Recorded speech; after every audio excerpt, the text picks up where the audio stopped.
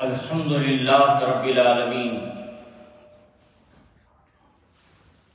والصلاة والسلام علی اشرف الانبیاء والمرسلین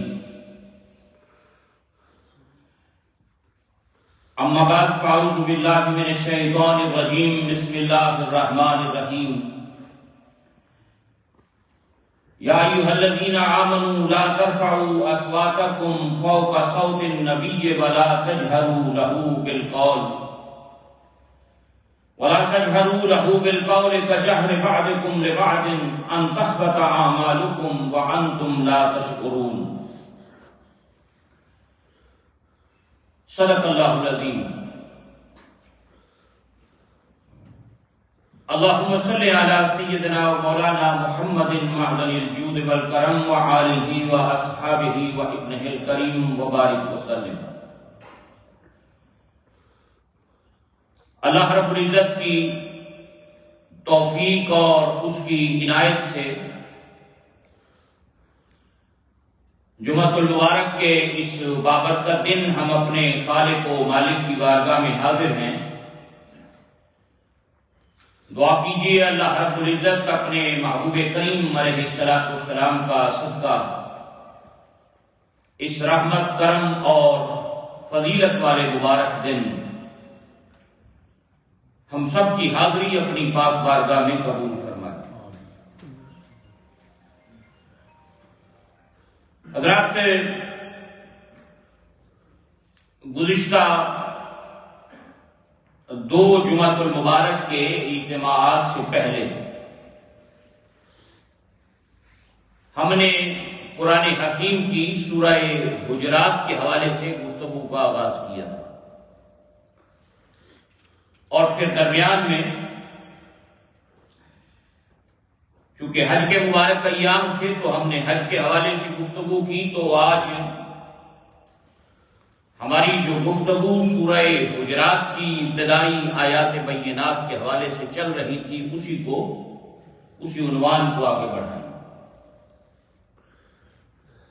اور میں نے اسی مناسبت سے یہ جو دوسری آیہ کریمہ ہے جس پر ہماری گفتگو چل رہی تھی اسی کی روشنی میں کچھ باتیں آپ حضرات کی خدمت میں عرض کرنی ہیں، اور اس کے بعد پھر تیسری اور چوتھی جو آیہ کریمہ ہے سورہ الحجرات کی،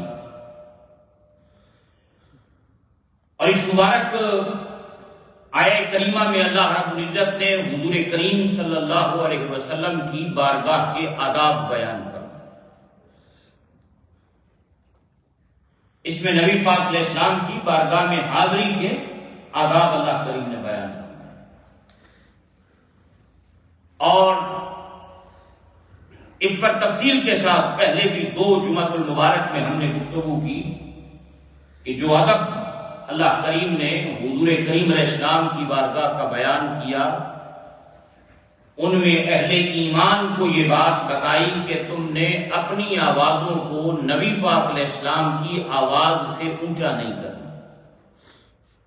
ایک بات تو یہ بتائی، یا ایھا الذین آمنوا لا ترفعوا اصواتکم فوق صوت النبی، اپنی آوازوں کو نبی پاک علیہ السلام کی بارگاہ میں جب جاؤ اونچا نہ کرو، اپنی آوازوں کا لیول نیچا رکھو، لو رکھو۔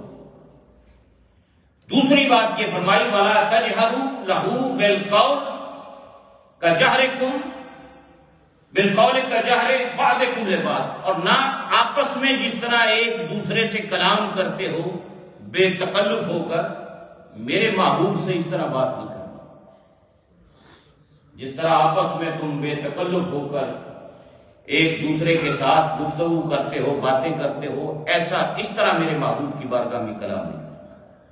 یعنی دو باتیں اللہ کریم نے دوسری آیہ کریمہ کے اندر بیان کی، اور پھر یہ بیان کرنے کے بعد ارشاد فرمایا اگر تم نے یہ بے ادبی کی ان تحبط اعمالکم، تو تمہارے سارے عمل جتنی نیکیاں ہیں تو سب ختم ہو جائیں گے، وانتم لا تشعرون، تمہیں پتہ بھی نہیں چلے گا کہ تمہاری نیکیاں تباہ ہو گئی، تم لٹ گئے، تمہارے اعمال اکارت گئے سارے۔ میں حضرات کی خدمت میں یہاں بات کو آسان لفظوں میں سمجھانے کے لیے کچھ گزارشات کہ جس سے ہمیں یہ پتہ چلے کہ یہ جو ادب ہے اور یہ جو رسپیکٹ ہے نبی پاک علیہ السلام کی، رسپیکٹ آف دی پروفٹ صلی اللہ علیہ وسلم، اس میں اور عمل کے اندر کیا نسبت ہے، ان کی اہمیت کیا ہے، دونوں کی ادب کی اہمیت کیا ہے اور اعمال صالحہ کی اہمیت کیا ہے؟ کیونکہ اگر اس چیز کو بندہ نہ سمجھے اور اس کو نہ سمجھنے کے باعث بہت سی گمراہیاں عقائد کے اندر پیدا ہوں۔ اس میں توازن کیا ہے، ان دونوں کی اہمیت کیا ہے، ان دونوں کا مقام مرتبہ کیا ہے، ادب کی اہمیت کیا ہے، اعمال کی اہمیت کیا ہے۔ اللہ اکبر۔ حضرات، کیونکہ آج کل جس دور سے ہم گزر رہے ہیں، اس دور کے اندر جو دین کی جو تبلیغ ہو رہی ہے نا، اس میں سارا زور اعمال پر ہے، ادب نام کی شے نظر نہیں آتی الا ماشاء اللہ۔ یعنی اس موجودہ دور کے اندر آپ دیکھیں تو جس طرح اعمال پر زور دیا جاتا ہے، اس کے ساتھ ساتھ بیلنس رکھتے ہوئے اتنا زور ادب اور رسپیکٹ اور تعظیم پر نہیں دیا جاتا۔ دور حاضر میں اگر ہم دیکھیں تو ہمیں یہ چیز آج نظر آتی ہے۔ اللہ اکبر۔ حضرات، اللہ رب العزت نے یہ جو آیہ کریمہ ہے دوسری سورہ حجرات کی دو باتیں بیان کی۔ فرمایا ایک آواز اونچی نہیں کرنی، ایک جس طرح آپس میں بولتے ہو اس طرح کلام نہیں کرنا۔ دو آداب بتا دی، بے تکلف ہو کر کلام نہ کرنا، آواز اونچی نہ کرنا، اور اگر کرو گے تو ساری زندگی کی نیکیاں ختم۔ یہاں یہ بات سمجھنی بڑی ضروری ہے کہ ادب اور عمل کے اندر توازن کیا ہے، ان کا مقام اور مرتبہ کیا ہے۔ اللہ رب العزت نے اپنے محبوب کریم علیہ السلام کی بارگاہ میں دیکھیں، ایک شخص آیا نبی پاک علیہ السلام کے حضور، اس کی آواز اونچی ہو گئی، اس نے نماز چھوڑی، اس نے حج چھوڑا، اس نے زکوٰۃ کا انکار کیا، اس نے صدقے کا انکار کیا، اس نے کسی نیکی کو ترک کیا۔ شریعت کے سارے اعمال وہ کر رہا ہے، وہ نمازیں بھی پڑھ رہا ہے، صدقے بھی کر رہا ہے، وہ ذکر و اذکار بھی کر رہا ہے، وہ تلاوتیں بھی کر رہا ہے، وہ خیرات بھی کر رہا ہے، وہ سارے اعمال شریعت کے کر رہا ہے، لیکن اس کا جرم یہ ہے کہ اس نے آواز بے ادبی سے حضور پاک علیہ السلام کی بارگاہ میں اونچی کر دی۔ اب یہ آواز اونچی کرنے والا جو اس کا عمل تھا، اس عمل نے اس کی زندگی کے نمازوں پر بھی پانی پھیر دیا، حج بھی گئے، زکاتیں بھی گئیں، صدقے بھی گئے، خیراتیں بھی گئیں۔ یعنی زندگی بھر جو وہ نیکیاں کرتا رہا، لیکن بے ادبی اور گستاخی، آواز اونچی کرنے والی اگر اس نے حضور پاک علیہ السلام کے سامنے کی، نبی کی بارگاہ میں کر دی بے ادبی کی نیت سے، اور اس نے آپ کی بارگاہ کی اہمیت کو نہ سمجھا، تو نماز، روزہ، حج، زکات، صدقہ، خیرات سب کچھ چلا گیا اس کا، ہر چیز اس کی ختم ہو گئی۔ اللہ اکبر۔ اب یہاں پر یہ بات سمجھنی چاہیے، پتہ یہ چلا کہ جو ادب بارگاہ مصطفیٰ ہے یہ سارے اعمال پر غالب ہے۔ بھائی ساری نیکیاں اس ادب بے ادبی کی وجہ سے نیکیاں چلی گئیں، ساری آواز اونچی کر دی۔ تو گویا یہ جو عمل ہے نا ادب والا، یہ سارے اعمال پر غالب ہے۔ نبی پاک صلی اللہ علیہ وسلم کی جو بارگاہ کا ادب ہے، اس کی اہمیت آپ اس بات سے لگا لیں کہ ساری نیکیاں گئیں ایک بے ادبی کرنے کی وجہ سے، تو پھر یہ زیادہ اہمیت والی بات ہوئی نا، جس کی وجہ سے ساری نیکیاں، جس نے ایک بے ادبی کی آواز اونچی کر دی، اس کی ساری زندگی کے اعمال ختم ہو گئے۔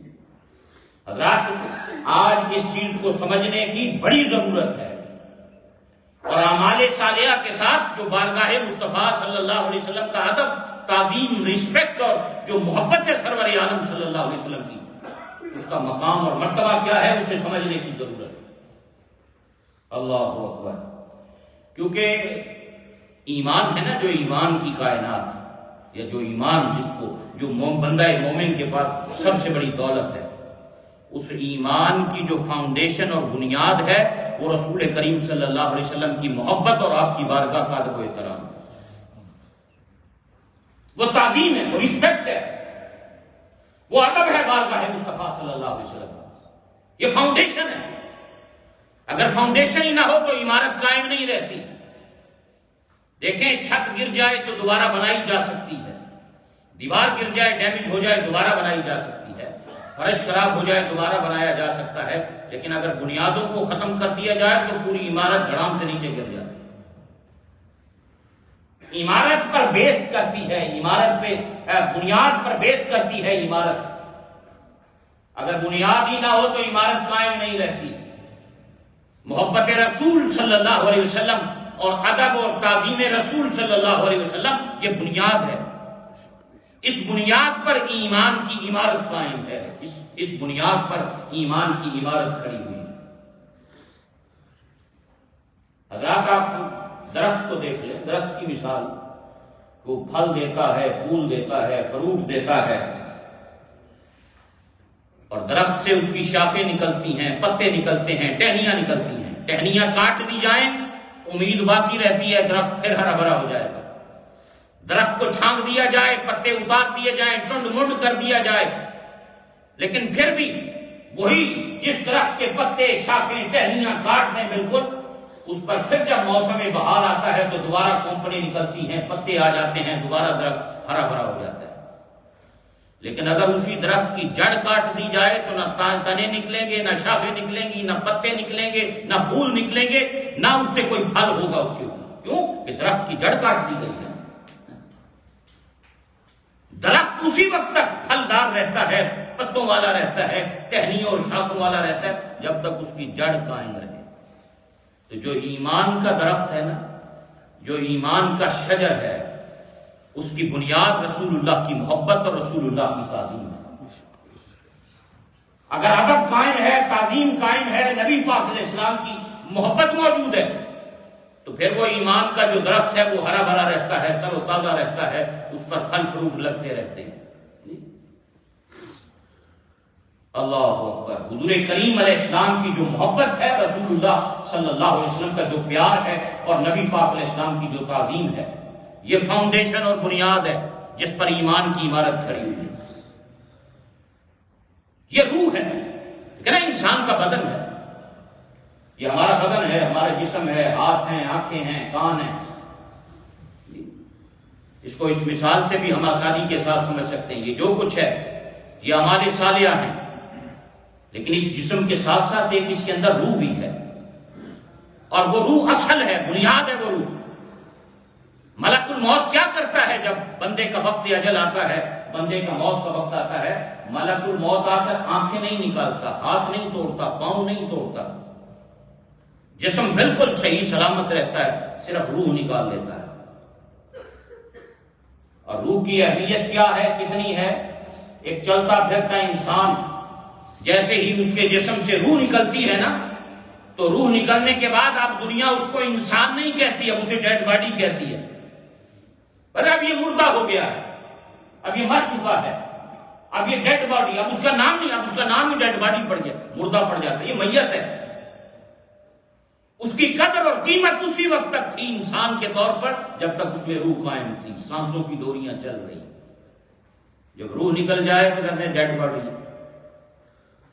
اور ڈیڈ باڈی، اور پھر جتنی مرضی محبت ہو، اولاد کو ہو، بچوں کو ہو، گھر والوں کو ہو، کوئی بھی یہ نہیں کہتا کہ نہیں میں نے اپنی اس عزیز کو اور اس فوت ہونے والے کو اپنے گھر سے نہیں میں نے جانے دینا، میں نے گھر میں ہی رکھنا ہے اس کو. سارے کہتے ہیں جتنی جلدی ہو سکے ان کو قبرستان تک لے جائے. یعنی زندہ انسان کی قدر و قیمت اسی وقت تک ہے جب تک روح ہے. اگر روح نکل جائے تو اب وہ مردہ اور میت ہو گیا، اور لوگ کہتے ہیں جلدی ہو سکے اس کو، جتنا جلدی اس کی منزل مقصود تک پہنچاؤ. حضرات جس میں سے روح نکل جائے اس کو ہم گھر میں نہیں رکھتے، اور جن اعمال سے ادب و تعظیم مصطفیٰ نکل جائے خدا ان کو قبول نہیں کرتا.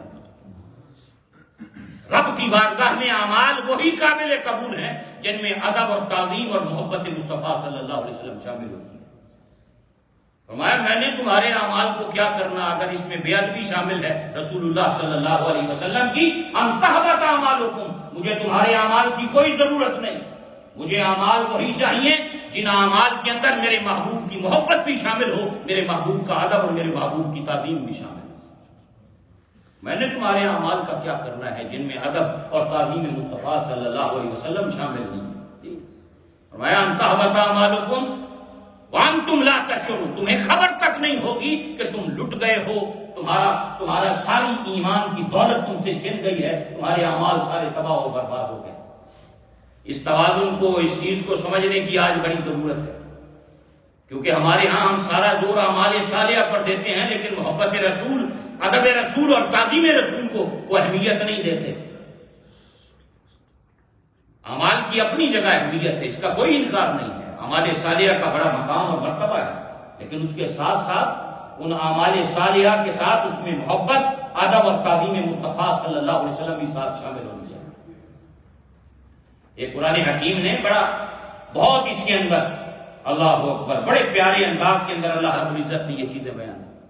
اور یہ جو آیہ کریمہ ہے نا، وَأَنْتُمْ لَا تَشْعُرُونَ، تمہیں خبر بھی نہیں ہوگی، اس میں بھی ایک حکمت ہے جو مفسرین نے بیان کی، علماء نے بیان کی۔ کہا اگر تمہاری آواز میرے محبوب کی آواز سے اونچی ہو گئی، یا تم نے میرے محبوب کو اس طرح بلایا جس طرح عام لوگ ایک دوسرے کو بلاتے ہیں، بے تکلف ہو کر، صدا یہ دوں گا وَأَنْتُمْ لَا تَشْعُرُونَ، اعمال تمہارے تباہ ہو جائیں گے، أَن تَحْبَطَ أَعْمَالُكُمْ وَأَنْتُمْ لَا تَشْعُرُونَ، تمہیں خبر بھی نہیں ہوگی۔ خبر کیوں نہیں ہوگی؟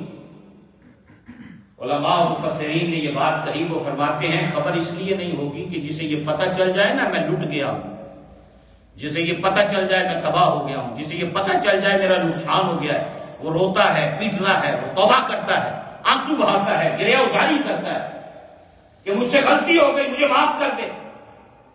فرمایا وَأَنْتُمْ لَا تَشْعُرُونَ، تو یہ سمجھتا رہے گا میرے پاس بڑے اعمال ہیں، لیکن تجھے خبر بھی نہیں ہوگی، کیوں کہ جو میرے محبوب کی بارگاہ کا بے ادب ہو میں اسے توبہ کی توفیق بھی نہیں دیتا، میں اس سے توبہ کی توفیق بھی چھین لیتا ہوں۔ وہ اپنے ذوق میں مبتلا ہوتا ہے کہ میرے پاس تو بڑی نیکیاں ہیں، میرے پاس تو بڑے حج ہیں، میرے پاس بڑی زکاتیں، لیکن اسے یہ پتہ نہیں کہ اس نے بارگاہ مصطفیٰ صلی اللہ علیہ وسلم کی بے ادبی والا جو جرم کیا ہے اس کی سزا کتنی بڑی اس کو دی۔ وَأَنْتُمْ لَا تَشْعُرُونَ، توبہ کی توفیق چھین لیتا ہے وہ۔ اللہ اکبر۔ اور پھر حضرات اللہ رب العزت نے اگلے حصے میں تو یہ باتیں ہم نے اس پر تفصیل سے بات کی، میں پھر بھی آپ حضرات کی خدمت میں کہ یہ دو باتیں صرف اس میں بیان ہوئی دوسری آیت میں، سورہ حجرات کی دوسری میں، لا ترفعوا اصواتکم فوق صوت النبی، اپنی آوازوں کو حضور کی بارگاہ میں اونچا نہیں کرنا، اور یہ قیامت تک کے لیے حکم ہے۔ آج بھی کوئی امتی بارگاہ رسالت میں جائے تو اپنی آواز اونچی نہ کرے، حضور کے روضہ مبارک کے ارد گرد، جالیوں کے ارد گرد ریاض الجنہ میں اسے اجازت نہیں ہے کہ وہ اونچی آواز کرے، دھیمی آواز، بالکل پست، جیسے کسی کو کان کے ساتھ کان لگا کر، منہ لگا کر سننا پڑے کہ کیا کہہ رہا ہے۔ حضور کی بارگاہ میں آواز اونچی نہیں کرے۔ اور پھر اگلی بات قرآن حکیم نے جو اس سے اگلی آیت مبارکہ ہے تیسری، اللہ اکبر، اس میں پھر خالق کائنات نے جو لوگ ادب کرتے ہیں نا ان کی جزا بیان کرنا ہے، بے ادبی کی سزا بیان کی اور ادب والوں کی جزا بیان کی۔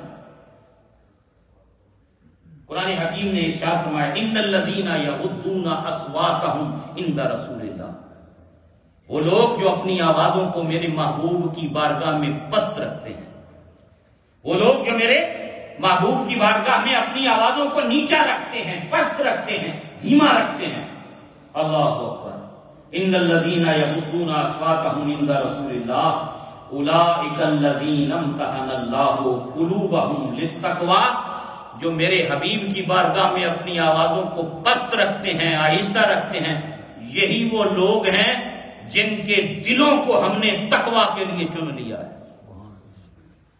جن کے دلوں کو ہم تقوی کا نور عطا کرتے ہیں، جن کے دلوں میں ہم تقوی جیسی دولت رکھتے ہیں، جن کے دلوں میں ہم پرہیزگاری کی نعمت رکھتے ہیں، جنہیں تقوی کا نور عطا کرتے ہیں۔ تین انعامات اللہ کریم نے بیان کیا۔ پہلی بات فرمائی اولئک الذین امتحن اللہ قلوبہم للتقوی، ہم ان کے دلوں کو تقوی کے لیے چن لیتے ہیں۔ پھر دوسری بات ارشاد فرمائی لہم مغفرہ، ہم نے ان کے لیے بخشش اور مغفرت تیار کر رکھی ہے۔ تیسری بات انعام ان کا بیان کیا، وَأَجْرٌ عَظِيمٌ، اور جو میرے حبیب کی بارگاہ کا ادب کرنے والے ہیں ہم انہیں اجر عظیم عطا کریں، صرف اجر ہی نہیں، اجر عظیم عطا کریں، اور وہ ایسا اجر ہوگا جسے نہ کسی آنکھ نے دیکھا ہوگا نہ کسی کان نے سنا ہوگا۔ اور یہ اللہ 3 انعامات ان لوگوں کو عطا فرمائے گا جو بارگاہ مصطفیٰ صلی اللہ علیہ وسلم کا ادب کرنے والے ہوں، جو رسول اللہ کی تعظیم کرنے والے ہوں۔ اور حضرات آج چونکہ جس معاشرے میں ہم رہتے ہیں، یہاں لوگ جب نبی پاک علیہ السلام کے بارے میں کلام کرتے ہیں تو ایسے باتیں کرتے ہیں جیسے پتہ نہیں وہ کوئی، جس طرح ہم ایک دوسرے کے بارے میں معاذ اللہ کلام کرتے ہیں، اور ایسی گفتگو لوگوں کی بعض اوقات سننے میں آتی ہے، وہ کیوں ہے تجھے میں اسی انسان اور نبی بھی ہمیں انسان اور ظالم، تجھے پتہ نہیں تو اللہ کے حبیب کے بارے میں بات کر رہا۔ اس میں کوئی شک نہیں کہ اللہ نے رسول کائنات علیہ السلام کو بشر بنا کے بھیجا، لباس بشر میں سرکار کو بھیجا، لیکن جب بھی حضور پاک علیہ السلام کی بشریت کی کبھی بات کریں، سید البشر، افضل البشر، جب بھی حضور کریم علیہ السلام کی بشریت کا لفظ بولا جائے، علماء کہتے ہیں ہمیشہ افضل البشر، سید البشر القابات کے ساتھ رسول کائنات صلی اللہ علیہ وسلم کی بشریت کا ذکر کیا جائے، اور یہ کبھی ذہن میں خیال نہ آئے کہ جس طرح میری اور آپ کی بشریت ہے ایسے ہی سرکار کی بشریت ہے۔ نبی پاک علیہ السلام کی بشریت وہ ہے جس کا مقابلہ جبریل امین علیہ السلام کی نورانیت بھی نہیں کر سکتی، جو رسول اللہ صلی اللہ علیہ وسلم کا مقام اور مرتبہ ہے۔ حضور کی بشریت عرفہ و اعلیٰ، افضل البشر، سید البشر، اللہ کے حبیب، اللہ کے محبوب۔ میری اور آپ کی بشریت میں ہزاروں عیب ہیں، لیکن اللہ نے مصطفیٰ کو کامل بشر بنا کے بھیجا ہے جس میں کوئی عیب نہیں ہے، کوئی نقص نہیں ہے، کوئی کمی نہیں ہے، اور یہی صحابہ کا عقیدہ ہے۔ حضرت حسان بن ثابت رضی اللہ تعالیٰ عنہ نے یہی بات کہی، وَأَحْسَنُ مِنْكَ لَمْ تَرَكَتْ عَيْنِي، یا رسول اللہ میری آنکھ نے آج تک آپ جیسا حسن و جمال کا پیکر دیکھا ہی نہیں ہے۔ وَأَحْسَنُ مِنْكَ لَمْ تَرَكَتْ عَيْنِي وَأَجْمَلُ مِنْكَ لَمْ تَلِدِ النِّسَاءُ، اور آج تک کسی ماں نے آپ جیسا عظمت والا جنا ہی نہیں۔ خُلِقْتَ مُبَرَّعًا مِنْ كُلِّ عَيْبٍ، خلقتا لفظوں پہ غور کریں، خلقتا مبرعا من کل عیب، یا رسول اللہ صلی اللہ علیہ وسلم اللہ نے آپ کو ہر عیب سے پاک پیدا کیا۔ خلقتا مبرعا من کل عیب کأنک قد خلقتا کما تشاء، مجھے ایسے لگتا ہے، مینوں میں جو لگتا ہے، مینوں میں محسوس ہوتا ہے کہ رب تہاڈے کولوں پوچھ کے تانوں بنا رہا ہے، مجھے ایسا لگتا ہے، میرا وجدان یہ کہتا ہے، میرا دل یہ کہتا ہے کہ رب نے آپ سے پوچھ کر آپ کو بنایا ہے۔ کأنک قد خلقت کما تشاء، تو دس میں تینوں کیویں بناؤں۔ یہ حضرت حسان بن ثابت کا عقیدہ ہے۔ خلقت مبرعا من کل عیب، اللہ نے ہر عیب سے رسول اللہ کو پاک پیدا کیا، کوئی کمی، کوئی، حضور کی بشریت اعلیٰ عرفہ بشریت ہے، یہ کبھی بھی ذہنوں کے اندر یہ گمان نہیں آنا چاہیے۔ اللہ اکبر۔ تو فرمایا ان الذین یغضون اصواتهم عند رسول اللہ، جو رسول کریم علیہ السلام کی بارگاہ میں جب حاضر ہوتے ہیں اپنی آوازیں نیچی رکھتے ہیں نا، یہی وہ لوگ ہیں، اسی ادب کی وجہ سے ہم انہیں 3 انعامات عطا کریں۔ ادب کرنے والوں کو 3 انعامات، کون سا؟ فرمایا کہ اولئک الذین امتحن اللہ قلوبہم للتقوی، پہلا انعام تو یہ دیں گے کہ ان کے دلوں کو ہم تقوی کے لیے چن دیں گے، تقوی کا نور ان کو عطا کریں۔ حضرات جو توحید ہے نا، کمال توحید، یہ تقوی ان لوگوں کو نصیب ہوتا ہے جن کا تعلق اللہ رب العزت کی ذات سے ایسا مضبوط ہوتا ہے، توحید کا تعلق۔ جی اللہ اکبر۔ اور یہ اللہ صرف انہی دلوں میں رکھتا ہے، تقوی کا نور خدا انہیں عطا کرتا ہے جو بارگاہ مصطفیٰ صلی اللہ علیہ وسلم کا ادب کرنے والے لوگ ہیں۔ ہمارے ہاں صوفیاء میں، اہل اللہ میں، اولیاء اللہ میں سب سے زیادہ زور اس لیے ادب پر دیا جاتا ہے، ادب کی بات کی جاتی ہے۔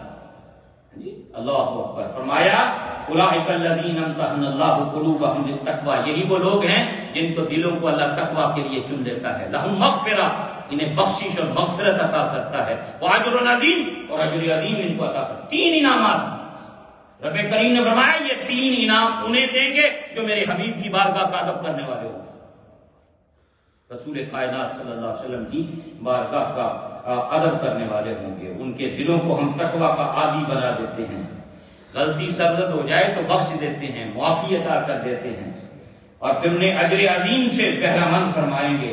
اللہ اکبر۔ اور پھر حضرات،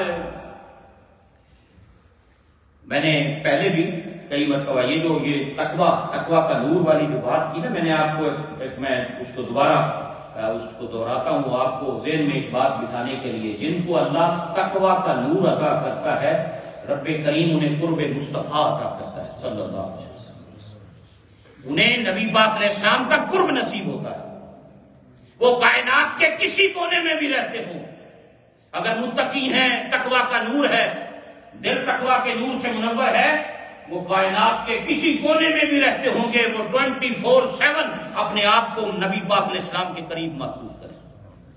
یہ بہت بڑا انعام ہے۔ یہ اولیاء اور صلحاء اور صوفیاء کے ہاں مجلس حضوری کا جو تصور ہے نا، کہ نبی پاک علیہ السلام کی کچہری ان کو نصیب ہوتی ہے، حضور کا قرب ان کو نصیب ہوتا ہے۔ حضرت سلطان العارفین رحمۃ اللہ علیہ فرماتے ہیں، جو عالم روحانیت ہے اور دنیا روحانیت ہے، اس میں 9 مقامات پر نبی پاک علیہ السلام کی باطن میں کچہری لگتی ہے، جن میں اولیاء اللہ درجہ بدرجہ حاضری دیتے ہیں۔ اور آپ فرماتے ہیں، مجھ پر اللہ کا یہ کرم ہے باہو پر کہ مجھے رسول کائنات علیہ السلام کی 9 کچہریوں میں رسائی حاصل ہے۔ مجھے نبی پاک علیہ السلام، امام عبد الوہاب شارانی کتنے بڑے عارف باللہ، مصر میں آپ کا مزار ہے، کتنی کتابیں ہیں ان کی، کتنے اپنے وقت کے بڑے عالم، اور یہ جتنے اولیاء اللہ بڑے بڑے فرماتے ہیں، میری کیفیت یہ ہے، مجھ پہ کرم اتنا ہے کہ بعض اوقات میں مصر میں بیٹھا ہوتا ہوں لیکن میرا ہاتھ رسول کریم علیہ السلام کی چوکھٹ پہ ہوتا ہے، حضور کریم صلی اللہ علیہ وسلم کی بارگاہ کے اندر میں وہاں پر موجود ہوتا ہوں۔ اللہ اکبر۔ تو یہ جو تقوی والی بات، یہ آپ کو ریمائنڈر کے طور پہ پھر ایک بات ذہن میں بیٹھے گی۔ مسند امام احمد بن حنبل کی روایت ہے یہ، اور یہ حضرت معاذ بن جبل رضی اللہ تعالیٰ عنہ کا ذکر ہے۔ حضرت معاذ، یہ آپ کا مزار شریف اردن میں ہے، یہ بالکل فلسطین کے سرحد کے قریب۔ ہم ان کی بارگاہ میں ابھی چند ماہ پہلے حاضری دی ان کے مزار مبارک پر۔ اللہ اکبر۔ یہ حضور پاک علیہ السلام کے وہ جلیل القدر صحابی ہیں، بڑے خوبصورت تھے اور بڑے بیوٹیفل تھے، ہینڈسم تھے یہ، اور نبی پاک علیہ السلام نے ایک مرتبہ ان کو قسم اٹھا کر فرمایا، معاذ مجھے اللہ کی قسم میں تجھ سے پیار کرتا ہوں، معاذ مجھے اللہ کی قسم میں تجھ سے پیار کرتا ہوں۔ کتنی بڑا شرف اور سعادت، قسم اٹھا کر سرکار نے ان کو فرمایا۔ 20-22 سال کی عمر تھی، یمن کا قاضی بنا کر، گورنر بنا کر ان کو سرکار نے بھیجا، اور حضور کریم علیہ السلام نے انہیں سواری پہ بٹھایا، اس کی لگام حضور نے ہاتھ میں پکڑی، حضور پیدل چل رہے تھے، یہ سواری پہ غلام بیٹھے ہوئے تھے، حضور نصیحتیں کر رہے تھے۔ وہ سنیت الوداع والی جو وادی ہے، پہاڑی ہے، چھوٹی سی آج بھی ہے مدینہ منورہ میں وہ جگہ، وہاں جا کے حضور نے سواری روکی، وہاں سے آپ قافلوں کو دعا دے کے رخصت کرتے تھے آخری، کہ اب آگے قافلہ اپنا سفر، حضور وہاں سے واپس آتے تھے، تو وہاں روک کر فرمایا، معاذ یہ تیری اور میری آخری ملاقات ہے۔ حضرت معاذ کو بڑی محبت تھی سرکار سے، خود سرکار ان سے محبت کرتے تھے۔ اللہ اکبر۔ اور معاذ بن جبل معمولی شخصیت نہیں ہے صحابہ میں، حضور نے فرمایا یہ میری امت کی علماء کی جو قیامت میں صف ہوگی نا، اس کا امام معاذ بن جبل ہوگا۔ میری امت کے علماء کی جو صف، اس کا امام معاذ بن جبل ہوگا۔ میری امت میں سب سے زیادہ حلال اور حرام کے مسائل جاننے والا معاذ بن جبل، بڑا مقام اور مرتبہ ان کا۔ اللہ اکبر۔ تو وہ کہتے ہیں کہ مجھے وہاں رخصت کیا، میں نے رونا شروع کر دیا۔ حضور پاک علیہ السلام جو تھے، مجھے جب سرکار نے دیکھا، میں بھی، میری آنکھوں میں آنسو آ گئے، میں نے رونا شروع کر دیا کہ میں نے یمن بھیج رہے ہیں کہ آپ ہمارے آخری ملاقات ہے، جب آؤ گے تو میری قبر کی زیارت نصیب ہوگی، تو میں نے رونا شروع کر دیا۔ تو مجھے روتا دیکھا، حضور کی آنکھوں میں بھی آنسو آئے، تو آپ نے اپنا چہرہ پھیر لیا، رخصت کر رہے تھے۔ یہ بھی ایک محبت کا انداز ہے، ان سے پیار بھی تھا، انہیں بھی بڑا پیار تھا، کائنات کی عرشے سے بڑھ کے وہ رونا شروع کر دیا انہوں نے، تو سرکار نے اپنا رخ پھیر لیا اس طرح مدینے کی طرف، ان کو رخصت کرتے ہوئے آنکھوں میں آنسو تھے۔ ایک جملہ ارشاد فرمایا، ان اول الناس بالمتقون من کانوا وحیث کانوا۔ معاذ سن، میرا قرب ہمیشہ متقی لوگوں کو نصیب رہے گا، وہ کوئی بھی ہو، وہ کہیں کا بھی رہنے والا ہو، مشرق میں رہتا ہو، مغرب میں رہتا ہو، شمال اور جنوب میں رہتا ہو، اگر اس کے پاس تقویٰ کی دولت ہے تو وہ مجھ محمد کو ہمیشہ اپنے قریب پائے گا صلی اللہ علیہ وسلم۔ یہ سہ کوہاں کے مرشد وسدا مینو وچ حضور دسی وے ہو، یہ وہ بات ہے سبحان اللہ عارفین رحمت اللہ علیہ، سہ کوہاں کے مرشد وسدا مینو وچ حضور دسی وے ہو۔ یہ قرب پھر اللہ متقین کو عطا کرتا ہے، یعنی فرمایا جو ادب کرنے والے لوگ ہیں نا بارگاہ رسالت کا، ان کو ہم یہ شرف عطا کرتے ہیں، ان کو یہ شان ہم عطا کرتے ہیں، یہ مقام اور مرتبہ ہم ان کو عطا کرتے ہیں کہ ہم ان کے دلوں کو تقویٰ کا نور عطا کرتے ہیں، تقویٰ کا عادی بنا دیتے ہیں، اور جسے تقویٰ نصیب ہوتا ہے اسے قرب مصطفیٰ صلی اللہ علیہ وسلم نصیب ہوتا ہے، اسے نبی پاک علیہ السلام کا قرب نصیب ہو جاتا ہے۔ یہ بہت بڑی دولت ہے تقویٰ کی۔ اہل اللہ اور عارفین اور جو عاشقین گزرے ہیں امت کے اندر، انہیں اللہ نے ان پر یہ کرم کیا۔ فرمایا کہ جو ادب کرنے والے لوگ ہیں، ان الذین یغضون اصواتهم عند رسول اللہ اولئک الذین امتحن اللہ قلوبهم للتقوی، جو میرے حبیب کی بارگاہ میں آوازیں نیچی رکھتے ہیں، ہم ان کے دلوں کو تقویٰ کی دولت عطا کرتے ہیں۔ لہم مغفرۃ و اجر عظیم، ان کے لیے مغفرت بھی ہے اور ان کے لیے اجر عظیم بھی ہے۔ 3 احسانات، 3 انعامات ہم اس شخص کو عطا کریں گے جو ادب کرنے والا ہو۔ اللہ، اور پھر آگے ارشاد فرمایا اگلی آیت کریمہ کے اندر اللہ رب العزت نے، ان الذین ینادونک من وراء الحجرات اکثرهم لا یعقلون، بے شک جو لوگ آپ کو حجروں سے باہر کھڑے ہو کر پکارتے ہیں، ان میں سے اکثر بے عقل ہیں، ان کو شعور ہی نہیں ہے، ان کو پتہ ہی نہیں کہ میرے محبوب کی بارگاہ کا ادب کیا ہے۔ ایک قبیلے کے لوگ آئے، دوپہر کا وقت تھا، نبی پاک علیہ السلام قیلولہ فرما رہے تھے، آرام فرما رہے تھے، تو وہ آئے، انہوں نے حجروں کے باہر کھڑے ہو کے اونچی اونچی آوازیں لگانی، باہر آؤ باہر آؤ، اسی آئے ہیں تمہیں ملن واسطے، یا کم کرو ساڈا۔ انہوں نے باہر کھڑے ہو کر اونچی آواز میں انہوں نے یہ کلام کیا نبی پاک صلی اللہ علیہ وسلم کی بارگاہ میں حجروں کے باہر۔ تو جب انہوں نے یہ اللہ کریم نے آیات نازل کی، اس میں فرمایا یہ جو باہر کھڑے ہو کر آوازیں لگا رہے تھے، ان الذین ینادونک من وراء الحجرات اکثرهم لا یعقلون، یہ بے عقل لوگ نے، انہوں نے شعور ہی کوئی نہیں کہ میرے حبیب کی بارگاہ کا ادب کی ہے۔ اللہ اکبر۔ اور بے شک جو لوگ آپ کو حجروں سے باہر پکارتے ہیں، ان میں سے اکثر ناسمجھ ہیں، ان کو شعور ہی نہیں ہے، ان کو شعور ہی نہیں۔ اللہ اکبر۔ تو حضرات پھر آگے پھر اللہ رب العزت نے اگلی آیت کریمہ 5ویں میں ارشاد فرمایا، وَلَوْ أَنَّهُمْ صَبَرُوا، وہ جو باہر کھڑے ہو کر آوازیں لگا رہے تھے نا، ان کے بارے میں ارشاد فرمایا، وَلَوْ أَنَّهُمْ صَبَرُوا، اور اگر وہ صبر کرتے حتیٰ یہاں تک کہ تخرج الیہم، کہ آپ خود باہر تشریف لاتے، یہ صبر کرتے حتیٰ کہ خود سرکار آتے، یہ آوازیں نہ نکالتے باہر کھڑے ہو کر، پکارتے نہ اونچی آوازوں پہ، بلکہ انتظار کرتے، صبر کرتے، حتیٰ تخرج الیہم، تو آپ خود باہر تشریف لاتے۔ پھر فرمایا کہ لکان خیر لہم، یہ ان کے لیے زیادہ بہتر تھا، انہیں چاہیے تھا انتظار کرتے، صبر کرتے، حتیٰ کہ حضور خود باہر تشریف لے آتے۔ واللہ غفور الرحیم، اور اللہ تعالیٰ غفور الرحیم ہے، بخشنے والا ہے، مہربانیاں فرمانے والا ہے۔ تو یہ اللہ کریم نے، اللہ اکبر، اللہ رب العزت نے حضور کریم صلی اللہ علیہ وسلم کی بارگاہ کے یہ آداب اور یہ بیان فرمائے ہیں۔ اللہ اکبر۔ اور پھر حضرات یہ جو آیہ کریمہ ہے جب یہ نازل ہوئی، اور اس کے اندر یہ بھی ایک ادب، استاذ کا اور ٹیچر کا ادب بھی اللہ کریم نے اس میں، اور حضرت ابو عبیدہ رضی اللہ تعالیٰ عنہ فرماتے ہیں جب سے میں نے یہ آیت سنی نا کہ باہر جا کے آواز نہیں لگانی بلکہ انتظار کرنا ہے جب وہ خود باہر آئیں، تو فرمایا اس کے بعد آج تک میں نے کبھی استاذ کے دروازے پہ جا کے دستک نہیں دی، باہر جا کے بیٹھ جاتا ہوں، جب وہ خود آتے ہیں تب میں ان سے سوال کرتا ہوں، تب میں ان سے سوال کرتا ہوں۔ حضرت عبداللہ ابن عباس نبی پاک علیہ السلام کی جلیل القدر صحابی، حضرت عبداللہ ابن عباس کہتے ہیں میں حضرت ابی ابن کعب کے پاس قرآن کی تفسیر اور قرآن کا علم سیکھنے کے لیے جایا کرتا تھا، اور میں جب جاتا، حضرت عبداللہ ابن عباس کتنے بڑے چچا داد بھائی ہیں سرکار، چچا کے بیٹے ہیں اور حبر الامہ ہیں، تفسیر کا علم اللہ نے ان کو عطا کیا، بڑا مقام ہے۔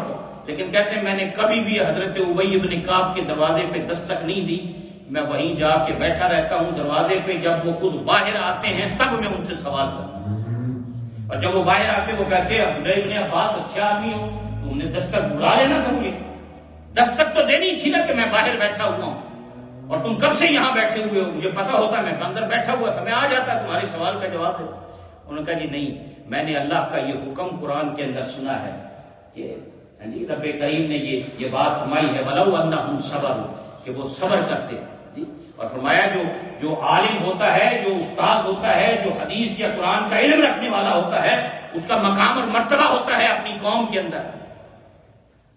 نبی پاک علیہ السلام کی حدیث ہے اس حوالے سے، فرمایا اس لیے میں نے دستک دینا بے ادبی سمجھی، میں انتظار کر رہا تھا جب آپ آئیں گے تب آپ سے سوال پوچھوں گا۔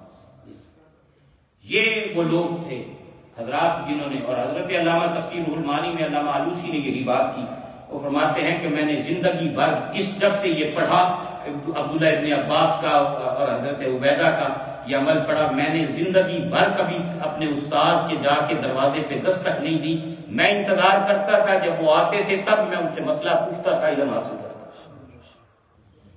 آج تو وہ ادب و احترامی معاشرے اور سوسائٹی میں ختم ہوتا جا رہا ہے۔ اللہ نبی کا، بزرگوں کا، بڑوں کا، علماء کا، حفاظ کا، قراء کا، دینداروں کا، اپنے بڑے رشتہ داروں کا، سفید داڑھیوں والوں کا، جب مرضی جس کا جی چاہے جس کے گریبان میں ہاتھ ڈال دے اس کا کون پوچھنے والا ہے؟ یعنی وہ ادب، وہ حیا، شرم، تعلقات، ایک دوسرے کی نسبتوں کا حیا، دین کا حیا، رسول اللہ کی شریعت کا حیا، حضور کی تعلیمات کا حیا، سب ختم ہوتا ہے۔ خال خال کہیں کہیں آپ کو ادب اور احترام آج معاشرے سوسائٹی کے اندر نظر آئے گا، ورنہ جب سے یہ سوشل میڈیا اور یہ چیزیں آئی ہیں، جب جو جی چاہے کسی کے گریبان میں ہاتھ ڈال دیں، نہ بڑا دیکھے نہ چھوٹا دیکھے، نہ چیٹی داڑھی والا دیکھے تو نہ کسی کو اپنے بزرگوں کی عمر جیسا دیکھے۔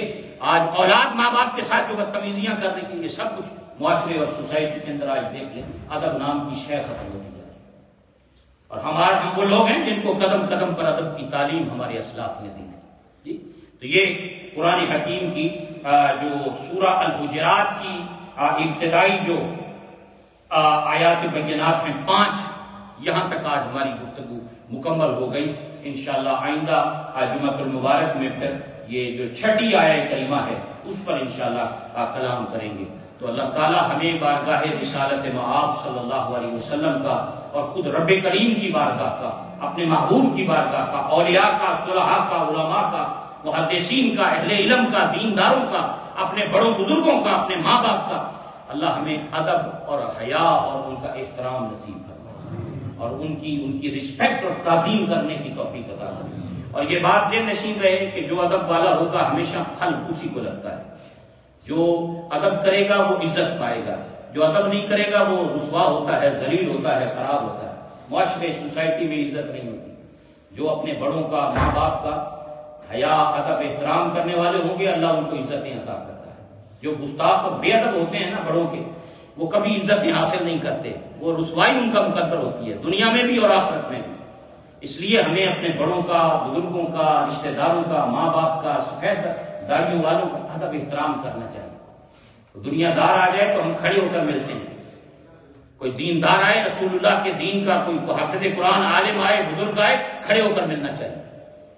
والد آئے کھڑے ہو جائے بندہ، ماں آئے کھڑا ہو کے ملے، ان کے ہاتھ چومے، پاؤں چومے، ان سے دعائیں لیں، ان کے ماتھے چومے۔ جن پہ ماں باپ راضی، بڑے راضی، بزرگ راضی، ان کی دنیا بھی بہتر ہے، آخرت بھی بہتر ہے۔ اللہ ہمیں ادب کی توفیق نصیب فرمائے۔